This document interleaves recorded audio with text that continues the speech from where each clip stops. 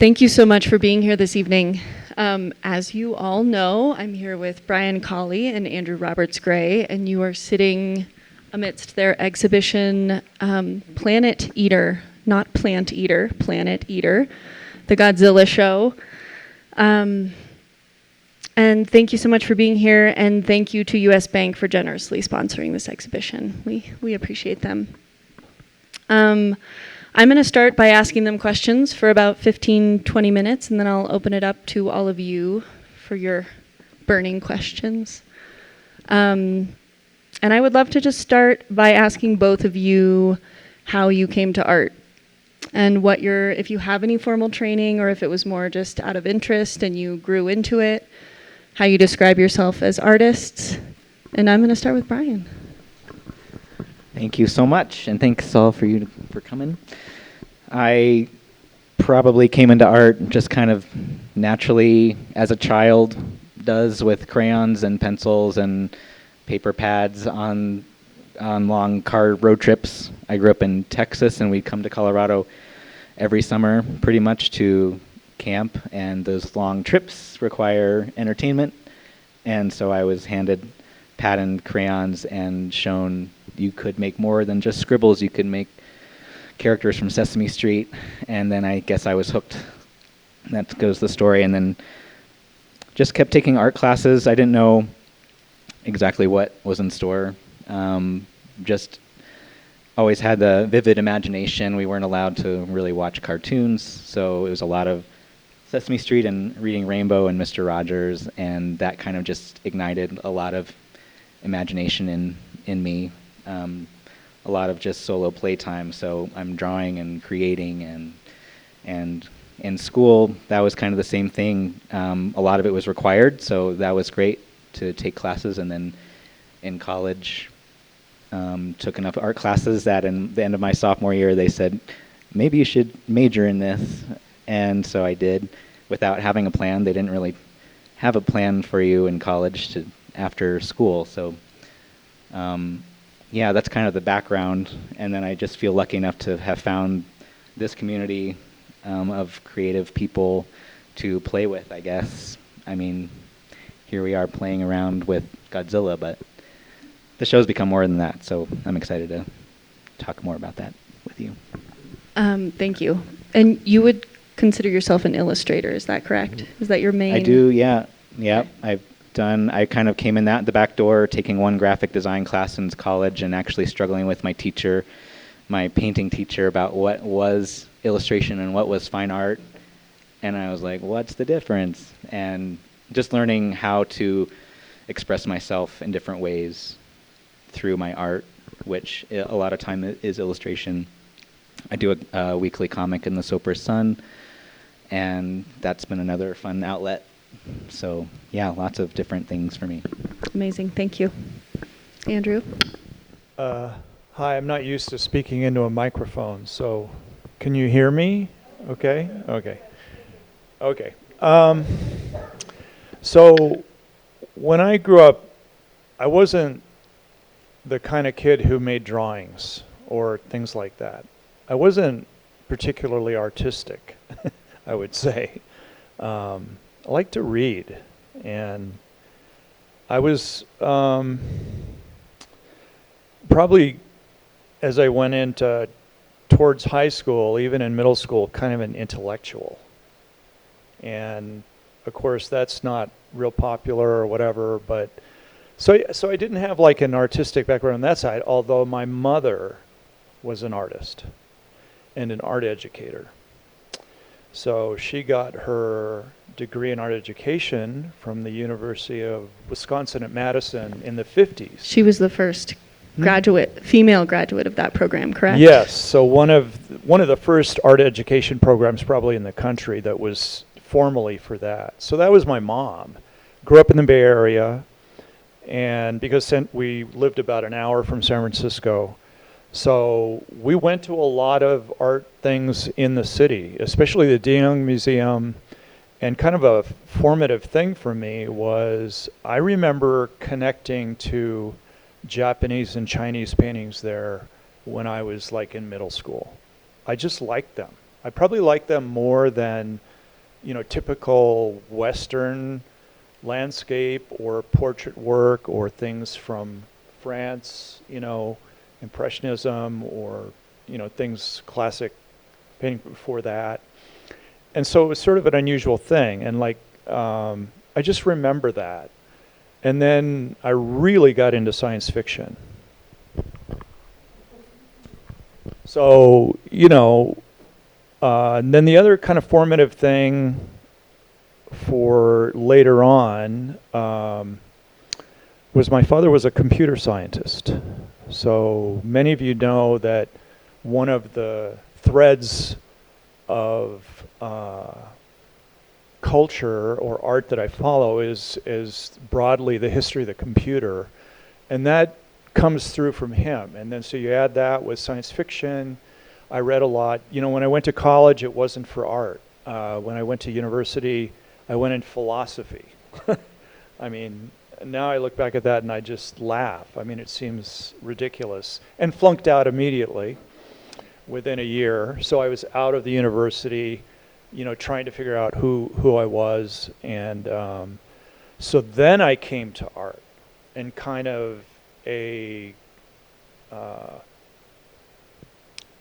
not knowing what else to do almost. Like not having any particular skill, having this interest in literature and artists and all the arts, music, everything. I always was sort of interested in everything. And then I started to find that being happy, I took the last semester I was at college, I took one sculpture class and was terrible at it. But something about it, that what you were making, it wasn't for something. It wasn't, what was it about? Why spend the time making this thing? And all those questions that you couldn't answer them turned me on. So that's my background.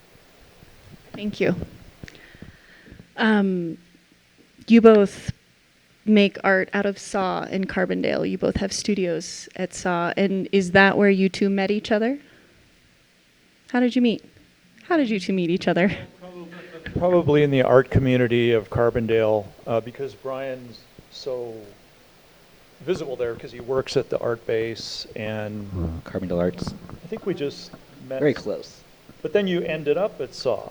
Oh, right. Yeah, I did work at the Wiley Community Arts Center when I moved here in 2010. Met Deb Jones and Maggie Woods here.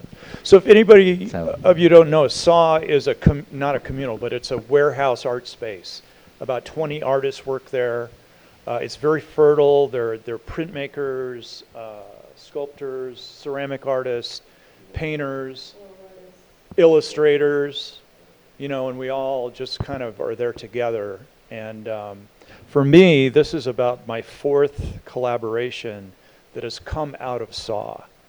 So it's been an experience of working with other artists and just being around them is just great, and it kind of works that way. How long have you been at SAW? I think 6 years now. Yeah, 7 years. I'm just like a couple more than that, but just to get my foot in the door, I was so excited to get my studio there and just get to hang out with the cool kids in town and just make stuff and just have a place to do it. It's so great for me to have a dedicated spot to create and just it's my own space and we get to see what comes out of that here, but it's just a great community. Yeah. Well, kind of bringing it back to this exhibition, which is about Godzilla primarily-ish. Fair. Right. But you also explore a lot of other avenues. I think Godzilla, it all radiates from Godzilla. Ooh. But there are themes of computer science and, history, ours and other cultural history. You also work with such a wide range of mediums. You just explore so much. And I want to know how you both conceptualized this exhibition and how you both decided on Godzilla as a theme and why thematically that worked in both of your areas of creation, you know, and how did this come about? So Annette and I collect works from artists from the Valley and beyond. And maybe 4 years ago, something like that, we bought a little watercolor that Brian had done that was of Godzilla. And I just liked it. You know, that's why you buy things, why you're a collector. You just see something and you have to have it. So we got it, and when I bought that, I started to think about that movie again, because I had seen it in my youth. Godzilla the film. Godzilla the film, but I 1954. started to think about the first one, so the 1954 movie Godzilla, Japanese science fiction movie. And during that time, I'd start to use documents from the history of the computer, and maybe documents from the history of the landscape and things like that in my work. And so when Brian came to SAW, you know, we'd been around each other. Our studios are literally 20 feet apart. So I had that watercolor, and then I came into his studio one day, and he had some other Godzilla works on the wall. So we just started talking about Godzilla. And then one day, I don't know how it happened, we just sort of turned to each other and we're like, we should do a Godzilla show. Who would not like a show about Godzilla? I mean, it was just so obvious. I mean, it was almost like we had to do it. Is that how you... Exactly how it happened. My intro to Godzilla goes back about 10 years, and I got to take a class at Anderson Ranch with an artist named Hiroki Morinue, who teaches, I think, there almost every year. He's missed a couple COVID years, but he's a Japanese descendant who lives in Hawaii. He's from Hawaii, but he runs an art center there, and he comes to Anderson Ranch and teaches a Japanese woodblock class called Mokuhanga. And I just happened to be in the bubble of Anderson Ranch and found out about it and got to take a class. It's a 3-week immersive class with him. And I'm not familiar with printmaking as in my background, but just to have the opportunity to learn from him and just the culture of Japan, because he would sit on the floor in a kneeling position and do the carving. And for some reason, I thought I needed to do a Godzilla poster in this class because of the Japanese heritage and culture and all the ideas surrounding this class. And it kind of started out as a joke-ish, which is too bad, because Godzilla has just so much to teach. And so that was my door into it. And then over the years, did more research about the movie and where Godzilla came from. Really a reaction to the bombings in Hiroshima and Nagasaki in 1945. So that's just 9 years later they made this movie. They're still ongoing tests in the Pacific with thermonuclear weapons. There was another fishing vessel that was affected by radiation. So all these events that was 6 months before the movie came out. And I just know it was just in everyone's minds coming out of that. And I can't imagine being in a country and having this movie come on the screen. And monster movies were a thing, so people had seen monster movies, but nothing that was so specific where it's, you know, radioactive and it's burning your towns down just like the fire bombings had done throughout Japan. So just to have that, such an emotional, reaction, kind of came over me. And so I was going to pass this sketchbook around when I'm done with this microphone, but I was looking at all the different things Godzilla represents and how it affects and touches on so many different parts of who we are as people, because we had talked about this early on in the planning for this show, how Godzilla is such a reflection of mankind, of humanity, because we want all the good things in life, but we're also bombing. And I'm just going to pass this around. Thank you, Brian. Feel free to turn the page. So just like full circle, like all the things that are in this show are in this sketchbook. And you can see what's happening in my mind and all the things that it touches on, from your work and to the cranes to the leaflets. It just became a really powerful symbol for me personally. While that's going around, maybe you guys can touch on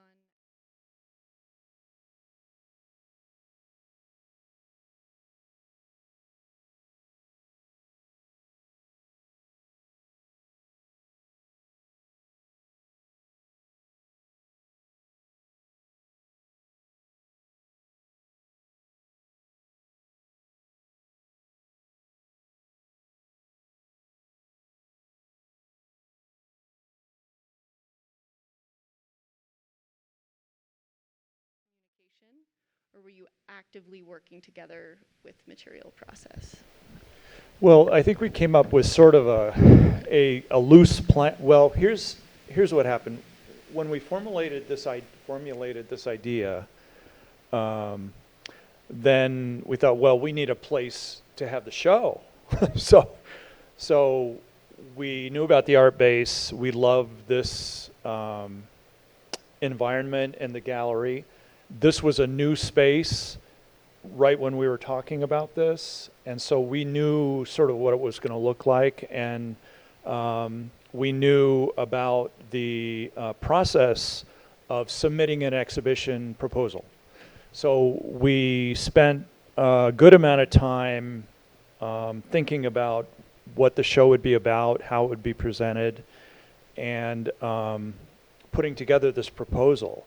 So the proposal became a schematic and blueprint for the show, because we had to sort of think it all out and make it sexy, you know, an attractive thing that someone would want to put on.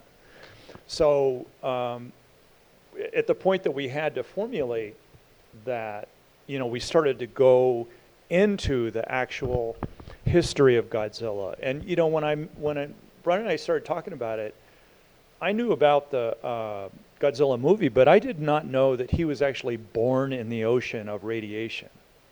So that, when we had this discussion, that hit me very powerfully, because you know, now Godzilla has many different guises. He's a pop rock star in some ways. He's an anti-hero.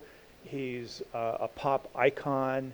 But you go back to 1954, and he's the god of destruction. He's the Pandora's box of technology that man has carried around in his pocket as long as man's been man.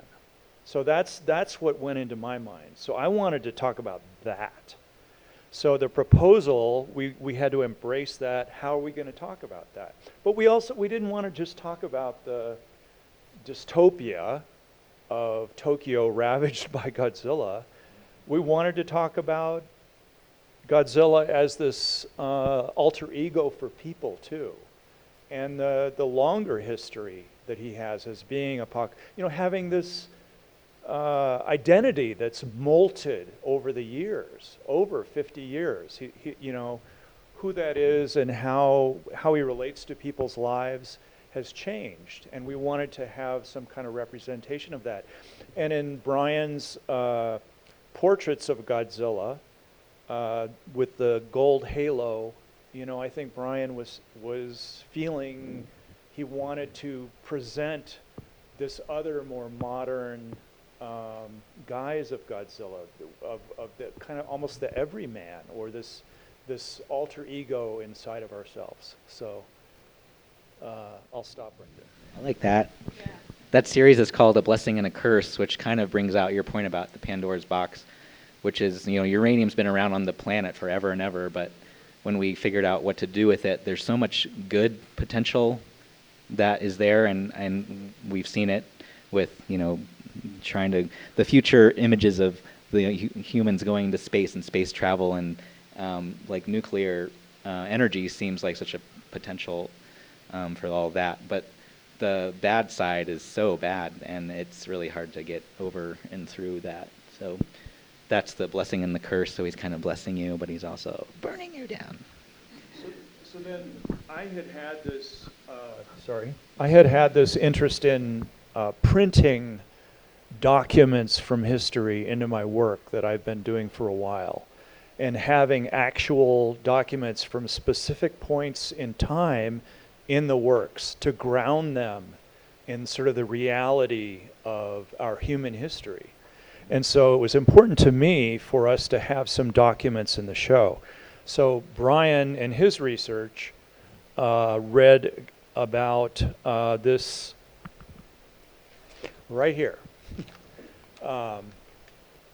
So when we bombed Hiroshima and Nagasaki, during that process, the US government dropped these leaflets warning the Japanese people that we were going to do this. And they didn't say a nuclear bomb, but they warned people that they should get out of the cities and do this kind of thing. So these leaflets were dropped on the people. So we determined from a pretty early stage in the show that it would be important to print the actual document or to represent it in the exhibition. And so you can see it falling from the sky in my landscape here. You can see it on Brian's crane.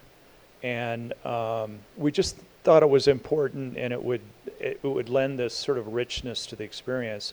And then we sort of got lucky, and we were working with Matthew putting the show together, one of the curators, and he suggested at one point that we print.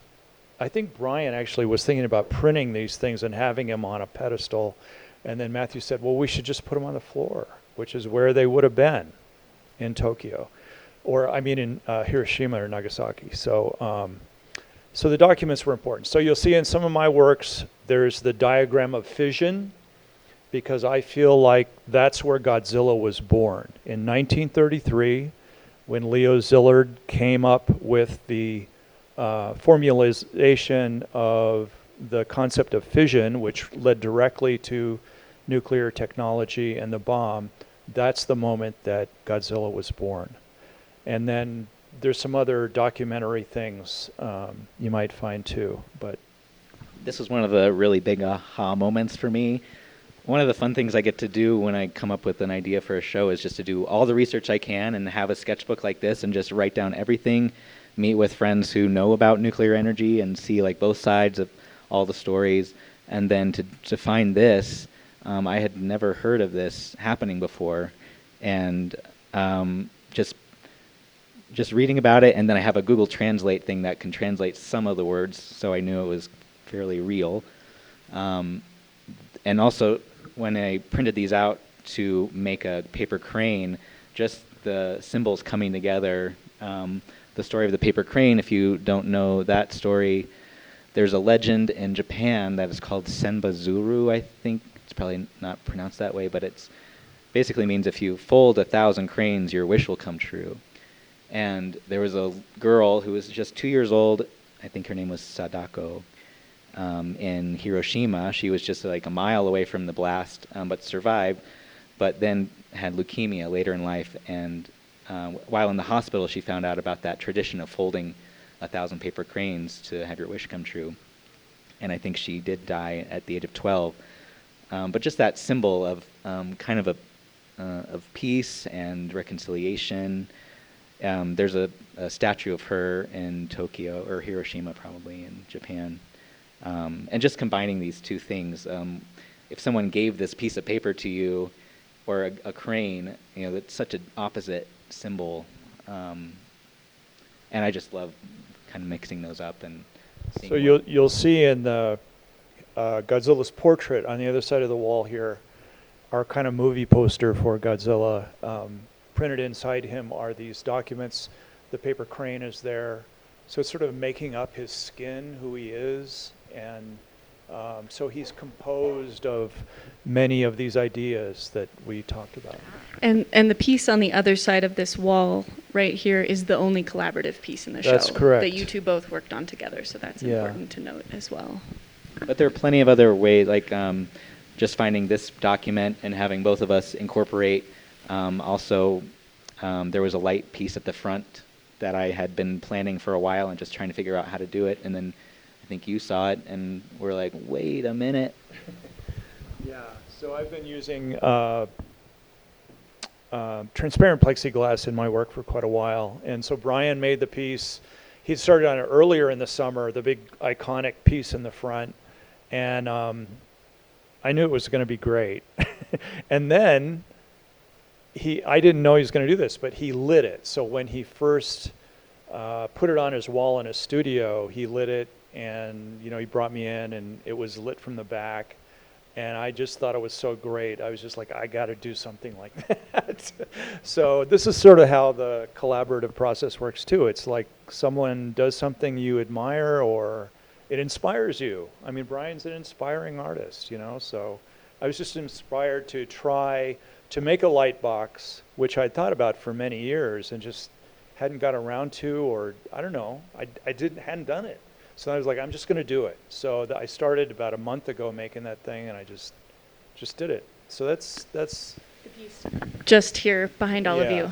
So That's Andrew's last that was minute. one of the, for me, really great things about the process was having that happen, and just really fun.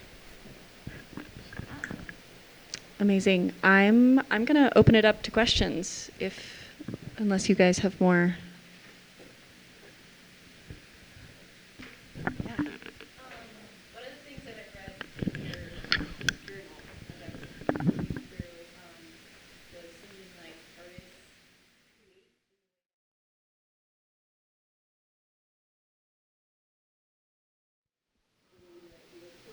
That was something I found on a meme or something, and it's an artist who came up with that saying, and I just loved it.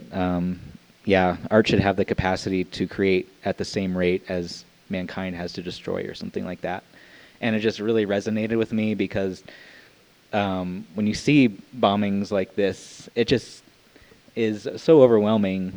I've never been in a situation like that, or even like a hurricane in Florida, where things are just out of control, and just mindset where you still have some hope, where there's the creation that can come out of me can really change the landscape and be beneficial in some ways, hopefully, or just have that ripple effect. So that's kind of where that came from. But it's been a powerful thing for me. It's on my Facebook wall, whatever.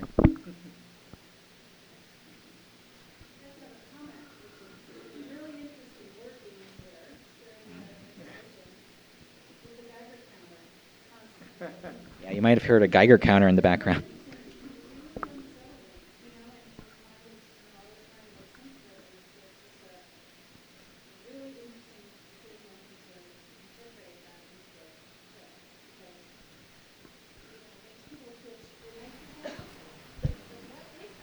Brian's idea. I make people uncomfortable.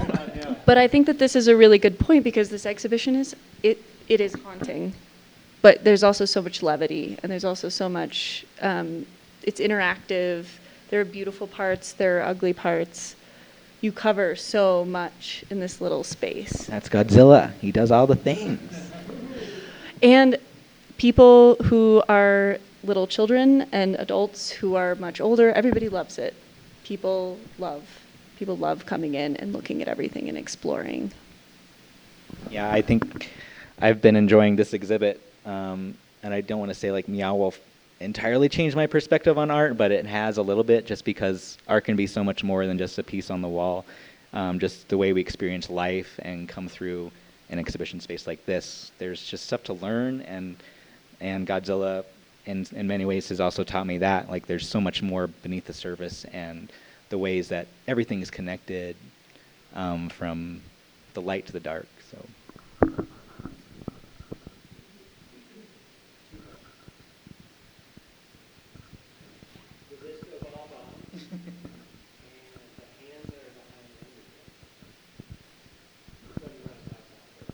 Is that a question? Let's see. We'll go with the hands. There's a story of American sailors when they were doing a bunch of the testing out in the Pacific. The government would just kind of position the boats for them to, I don't know what the purpose was, but they said just don't look at the light. There wasn't any other like protective measures done, and so of course when the light's there, what do? You cover your face with your hands, and they could see straight through just all the bones and vessels and muscle and everything, just like right there in your face.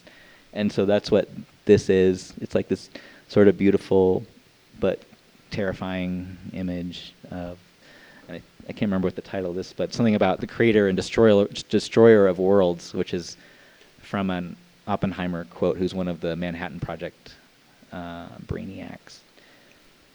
And the disco bomb, I can't remember. There's a sketch in the sketchbook about that. At first it was going to be a piñata that we could all, probably at the artist talk, just like. But then I decided I don't know where it came from. It's one of those. When that showed up in the studio, it was pretty great. I got to tell you. It's a hard act to follow too. It's very true, but pretty wonderful in a lot of ways. And I think these things. You know what's cool about the show is because Brian has a bunch of different materials and objects. It shows you a lot about how his mind works. If you look at all the different things, it's an interesting show just from that point of view.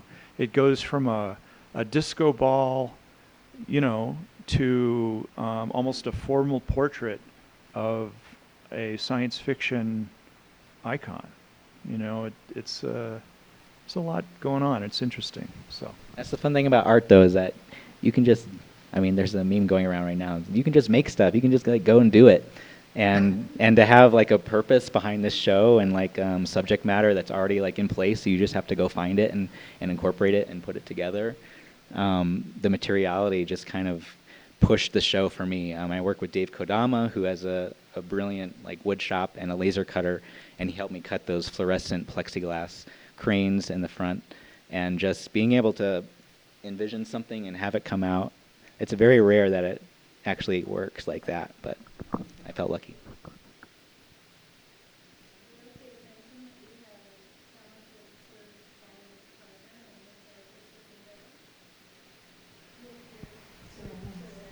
Yeah. Oh, yeah. Yeah, we should talk about Ceramic my wife Star.